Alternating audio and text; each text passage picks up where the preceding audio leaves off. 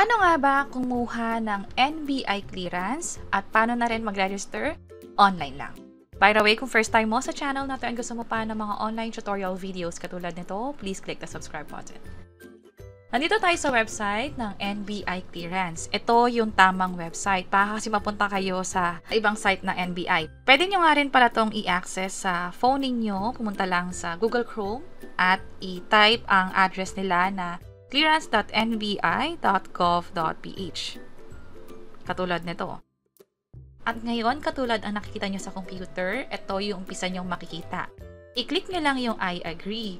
And ito yung mga requirements na hihingin sa inyo. 2 valid government issued ID. For first-time applicants, pwede ito. Para sa renewal, pwede din. Also, dun sa mga may correction, pwede rin tong gawin. Ang step 1 talaga sa pag-apply sa NBI ay online lang. So, click natin tong close. And ngayon, pwede na nga rin palang ipa-deliver yung NBI clearance natin. May mga pagkakataon na hindi nyo agad makukuha yung NBI clearance nyo within the same day. Pwedeng pabalikin pa kayo after 3 days, depende dun sa site. At kapag ganun, may option kayo na ipa-deliver ito. So, pwede kayong mag-reach out dun sa site mismo kung paano ito ma-deliver sa address ninyo mismo. Or, kung gusto nyo, pwede nyo ring pick upin or balikan na lang. Click ko tong close. So, umpisa makikita nyo itong sign in. Sa phone ito din. Pero, ang gagawin natin ay NBI registration. So, scroll down lang tayo. Mag-register tayo. Ito ay para sa mga first timer. At dahil nga doon, i-click natin tong no. Do you have an NBI clearance issued dati? Wala. So, kukumpletuhin natin lahat ng information na hinihingi dito. Nga pala, pag first timer, libre or walang bayad ang NBI clearance. So, dahil mas malaki yung view sa computer, proceed ako gamit yung computer. Pero, katulad na nakikita nyo, kahit anong device ang gamitin nyo, basta nasa tamang website kayo ng NBI. Again, that's clearance.nbi.gov.ph. Pareho lang yung magiging proseso, maging yung mga requirements. So, kumpletuhin ko lang to. Sa cellphone number, kailangan din to kasi magkakaroon ng OTP mamaya. This time, email address naman, siguraduhin na tama or active yung email address. At dapat na-access nyo rin ito. Kapag okay na, password naman. I-make sure na mag-match yung password. Lastly, i-check yung terms and conditions kanina. Makikita natin ito. At mag-scroll down lang, click yung agree.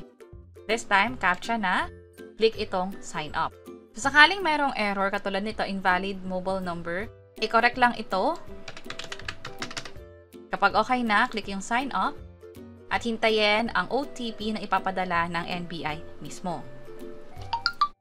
I-enter lang dito ang code at i-click itong submit.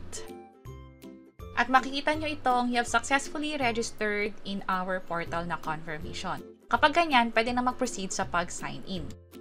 Next, mag-sign in na tayo gamit yung email address at password na ginamit natin kanina.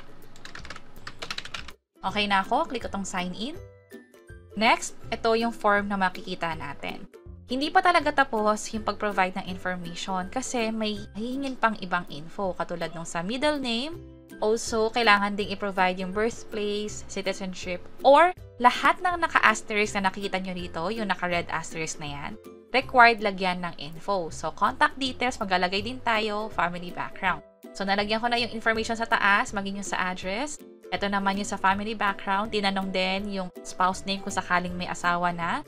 Also, yung other information, katulad ng sa educational attainment or sa occupation. Kapag sa occupation ay wala pa kayong trabaho, pwede nyo namang ilagay dito na N/A or not applicable pa at the moment. Kapag okay na lahat, na-fill up na lahat ng may asterisk, i-click lang tong Save Information. I-review lahat ng info na makikita dito. Kapag wala nang kailangang i-edit, i-click lang yung Submit na button. At makikita nyo na yung option na mag-apply ng clearance or i-edit yung information. Para saan yung edit information? Ito kasing NBI online account natin. Let's say, mag-renew tayo. Halimbawa, next year or sa mga susunod na taon. At may nagbago sa information natin katulad ng sa contact details or other information katulad ng sa pinagtrabahuhan natin. Pwedeng i-update na lang. Hindi na gagawa ng panibagong account. At kapag na-edit na, pwede na ulit mag-apply. Nga pala, bago tayo mag-apply, dito sa bandang kaliwa, merong transactions. Sa transactions, dito nyo rin makikita lahat ng NBI clearance na in-apply ninyo. Since bago yung account, wala pa nakikita rito or no current transactions. Pero next time, kapag meron na kayong mga NBI clearance, andito yung record nun. So, balik tayo sa application. And this time, mag-apply na tayo for clearance. I-click lang natin yung apply for clearance. And then, type of ID naman. Dito sa ID, makikita yung tinatanggap nilang ID para nga naman kapag ipaprocess na natin yung NBI clearance mismo doon sa site, ito yung dapat natin ipakita. Mag-prepare nga pala ng 2 valid ID. Dadalhin nyo yun mismo sa site. Pero dito sa online, isa lang muna yung hihingin nila. Halimbawa, pwedeng UMID. Pero kung wala pa kayo ng kahit na alinman dito, pwede yung national ID. O di naman kaya, tinatanggap din nila ang birth certificate. Ilagay lang dito yung number na nakikita doon sa birth certificate niyo. Kapag okay na, i-click lang tong agree. This time, pwedeng i-shift to from English to Tagalog. Magkakaroon tayo ng registration code or reference number. Ito yung gagamitin natin pang bayad at magiging gate pass na rin natin doon sa NBI site. Hihingin nila yung reference number na yon para ma-access yung record natin. Click ko tong close. Please select branch. Dito pipiliin yung branch. Lagay nyo na lang muna kung ano yung lugar ninyo. Halimbawa sa Cavite, piliin nyo rito kung ano yung pinakamalapit. Or sa ibang lugar, halimbawa sa Cebu, or sa, let's say, sa Davao. Ito siya. Pero piliin ko rito yung pinakamalapit nga. Ito. Kung sa main site ang gusto nyo, meron naman din, ayan, yung sa UNAV, ito yung sa main or NBI Clearance Center talaga. Pero sa akin, kung ano na lang yung pinakamalapit. Ito siya. Makikita nyo rin dito yung next na available na schedule. So, ngayon ay 3. So, ang available pa ay next week pa. Kung sakali nagmamadali kayo, dun papasok yung ibang options. Katulad sa UN na site. Kung accessible naman to sa inyo or kaya nyong puntahan, pwede din kasi ang next na available schedule nila ay mas maaga kumpara sa ibang sites katulad nito. Pwede nyo ring i-check yung ibang sites sa lugar ninyo. Halimbawa, dito sa Cavite din. Meron this week.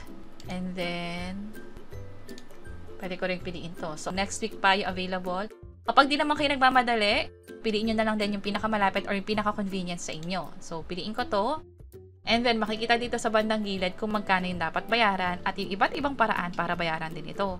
Pwedeng as cash payment sa mga remittance center, katulad ng sa Cebuana Louvillier, also sa mga mall, katulad sa SM, Robinson, at marami pang iba dito.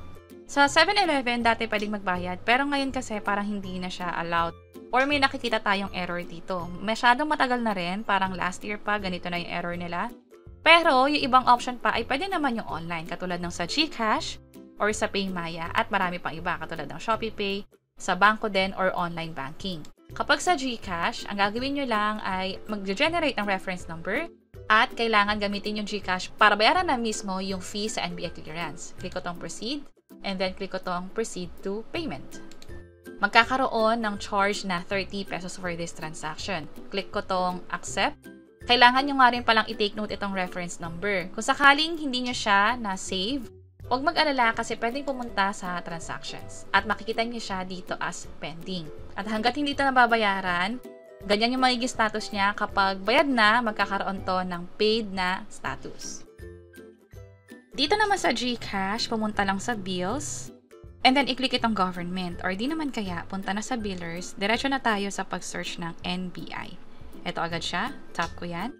Ilagay dito yung full amount na nakikita natin dun sa kailangan bayaran. And then, yung reference number. Next naman ay yung cellphone number maging yung email address. Tap ko tong next. Oops, nagkakaroon tayo ng error message. I-double check natin yung reference number. Kapag okay na, i-tap ulit yung next. Andito yung amount. Babayaran ko to gamit yung balance ko sa GCash. Tap ko yung next. I-double check bago mag-proceed at i-tap itong confirm na button. Kapag okay na yung payment, dapat yung status nyo sa NBI magiging pending to paid na to. So, pwede nang pumunta doon sa napili nyong branch ng NBI at i-process na ito or i-claim na. And also, may ginawa rin kaming video kung saan share namin yung actual experience nung claim namin yung NBI clearance. Pwede nyo lang i-check yung page or channel namin or yung link to that video ay nandito sa baba o sa description below. Sana makatulong and see you sa mga next videos. Bye-bye!